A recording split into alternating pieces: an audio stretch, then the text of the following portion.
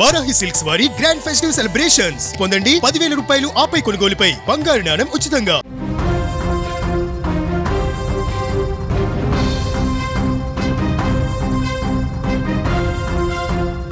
PET మోజులో భర్తను చంపేసింది. తన పాపం బయటపడకుండా గుండెపోటు డ్రామా ఆడి అంత్యక్రియలు కూడా కానిచ్చేసింది. కానీ ఒకే ఒక్క కంప్లైంట్తో దొరికిపోయింది.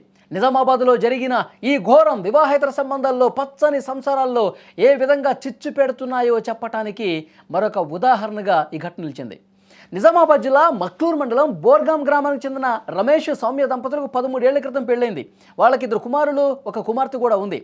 నిజామాబాద్లో ఒక ప్రైవేట్ పాఠశాలలో పనిచేస్తున్న సౌమ్యకు అదే పాఠశాలలో పీఈటీగా పనిచేస్తున్న దిలీప్తో వివాహేతర సంబంధం ఏర్పడింది. ఈ క్రమంలో తమ బంధానికి అడ్డొస్తున్నాడన్న కారణంతో భర్తను చంపేసింది.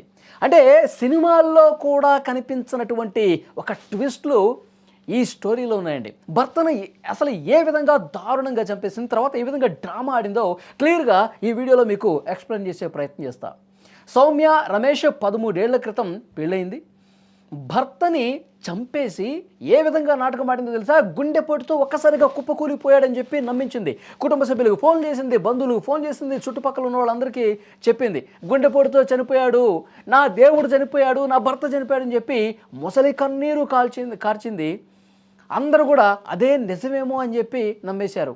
అయ్యో రమేష్ చనిపోయాడా, గుండెపోటు వచ్చిందా, ఆరోగ్యం ఎందుకు చూసుకోలేదు అని చెప్పి కుటుంబ బంధువులు వీళ్ళందరూ మాట్లాడుకున్నారు. కానీ అరే బాగా ఉన్నటువంటి వ్యక్తి, ఎలాంటి అనారోగ్యం లేనటువంటి వ్యక్తి ఏ విధంగా చనిపోయాడు, ఏ విధంగా గుండెపోటు వచ్చిందని చెప్పి ఎవరు ఆ అనుమానాన్ని రేచేలా. కానీ అట్లాగే దొంగ ఏడుపులు ఏడుస్తూ అంత్యక్రియలు కూడా చేసేసింది.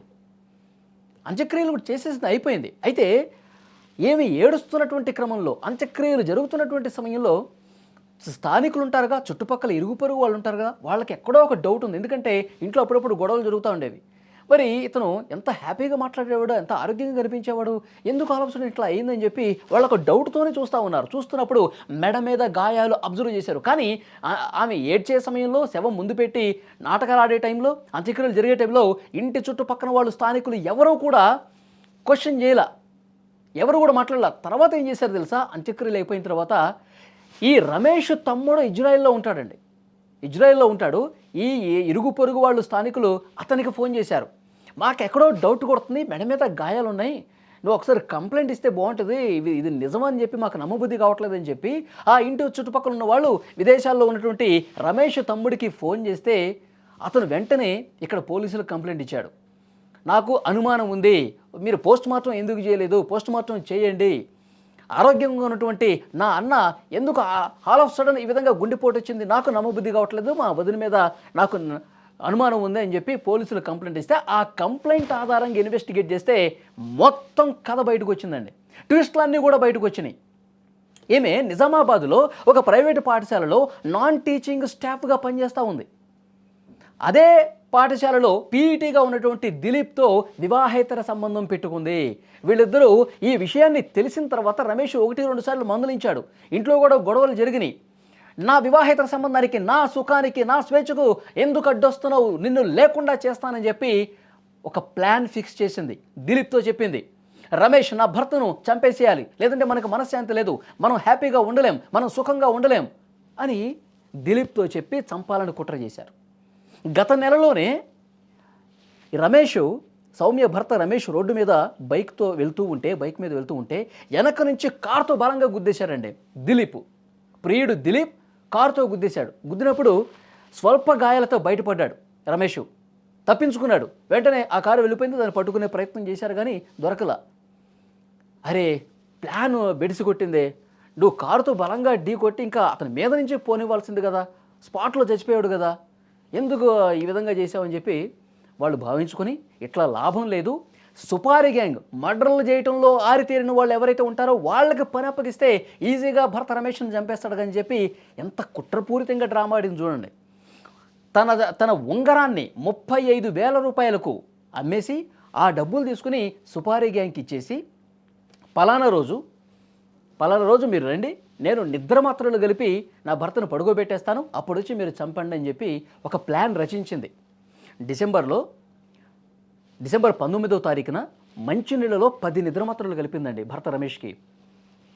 తెలియదు కదా అతనికి, తాగేశాడు, నిద్రలో జారుకున్నాడు. వెంటనే సుపారీ గ్యాంగ్కి ఫోన్ చేసింది. సుపారీ గ్యాంగ్కి ఫోన్ చేసి వాళ్ళు లిఫ్ట్ చేయట్లా. 35,000 ఇచ్చింది కదా, ఇద్దరు ముగ్గురు ఉన్నారు, ఒకళ్ళకి ఫోన్ చేస్తే లిఫ్ట్ చేయాల, ఇంకొకటి ఫోన్ చేసింది లిఫ్ట్ చేయాల, వీళ్ళేమో లిఫ్ట్ చేయట్లా. ఇతనేమో 10 నిద్ర మాత్రలు ఇచ్చేసి వాటర్లో కలిపేసి ఇచ్చేసింది, ఇతను పడుకున్నాడు. వెంటనే దిలీప్కి ఫోన్ చేసింది. ఈ మర్డర్లు చేసే వాళ్ళకి మనం 35,000 రూపాయలు ఇచ్చాం, వాడు ఒక్కడు కూడా ఫోన్ లిఫ్ట్ చేయట్లేదు, నాకేం చేయాలో తెలియట్లేదు, ఇదే కరెక్ట్ టైము, నిద్ర మాత్రలు ఆ వాటర్ తాగిపిచ్చేశాను, అతను పడుకున్నాడు, ఒక 4-5 గంటలు లేవడు, ఏదో ఒకటి చేసి నువ్వైనా రా అని చెప్పి కబురు పెట్టింది.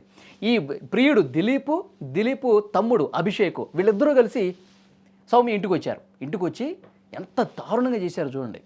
పడుకున్నటువంటి భర్త రమేష్ని ఒక టవాల్ తీసుకొని గొంతుకి గట్టిగా బిగించి నొక్కి గట్టిగా మెడకి ఆ టవల్ బిగించి లాగి తర్వాత ఒక దిండి తీసుకొని సౌమ్య ఆ ముఖం మీద అదిమి పెట్టి ఊపిరాడకుండా చేసి చాలా దుర్మార్గంగా దారుణంగా చంపేశారండి. చంపేసిన తర్వాత వాళ్ళిద్దరిని పంపించేసేసి గుండెపోటుతో చనిపోయాడని చెప్పి అప్పుడు నాటకాలు స్టార్ట్ చేసింది. అందరికీ ఫోన్ చేసి చెప్పింది. చూడండి, భర్తల్ని ఎంత దారుణంగా తమ సుఖాల కోసం, వివాహేతర సంబంధాల కోసం భర్తల్ని ఎంత దుర్మార్గంగా చంపేస్తున్నారు చూడండి. చాలా బాధ కలుగుతున్నటువంటి విషయం. ఆ స్థానికులు విదేశాల్లో ఉన్నటువంటి రమేష్ తమ్ముడికి చెప్పకపోయి ఉంటే సజీవ సమాధి అయిపోయేది నిజం.